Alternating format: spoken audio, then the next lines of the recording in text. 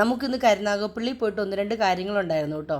ഒന്ന് രണ്ട് അടി പരന്ന മൺചട്ടി വാങ്ങണമായിരുന്നു. നമ്മൾ ഇൻഫ്രാറെഡിൻ്റെ കുക്ക് ടോപ്പ് വാങ്ങിയിട്ടുണ്ട്. അതിൻ്റെ അകത്ത് അതിൻ്റെ അകത്ത് അടി പരന്ന പാത്രങ്ങളെ ഉപയോഗിക്കാൻ പറ്റത്തുള്ളൂ. ചട്ടി നോക്കിയെടുക്കാനൊന്നും എനിക്ക് രഞ്ജിത്തിനൊന്നും അറിയത്തില്ല. അവർ നല്ലതെന്ന് പറഞ്ഞു. അതിനകത്ത് നമുക്കൊരു ഭംഗിയൊക്കെ തോന്നി. അത് നോക്കി നമ്മൾ സെലക്ട് ചെയ്തു കേട്ടോ. പിന്നെ അവിടുന്ന് നമ്മൾ നേരെ പോയത് സ്റ്റുഡിയോയിലേക്കാട്ടോ. കരുനാഗപ്പള്ളി പുതിയകാവിലാണെന്ന് തോന്നുന്നു. അവിടെ പോയി മീനാക്ഷിക്ക് ഒന്ന് രണ്ട് ഡ്രസ്സ് എടുക്കണമായിരുന്നു. അങ്ങനെ ഡ്രസ്സെല്ലാം എടുത്തു.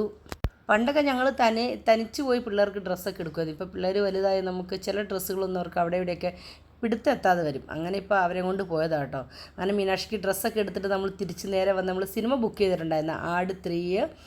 വീട്ടിൽ നിന്ന് ഇറങ്ങണതിന് മുമ്പ് തിയേറ്ററിൽ ചെന്നിട്ട് അത് വേണം ഇത് വേണമെന്ന് പറഞ്ഞ് ബഹളമൊന്നും വയ്ക്കരുത്, തണുത്ത സാധനങ്ങളൊന്നും മേടിച്ച് ചേർത്തില്ല, പനി പിടിക്കുന്നൊക്കെ പറഞ്ഞ് ഉപദേശം കൊടുത്ത കൊച്ചാട്ട ക്യൂവിൽ പോയി നിൽക്കണേ. മീനാക്ഷി വളരെ ചെറിയ കൊച്ചായിരുന്ന സമയത്തായിട്ട് ആടും പുലിമുരുകനൊക്കെ ഇറങ്ങിയത്.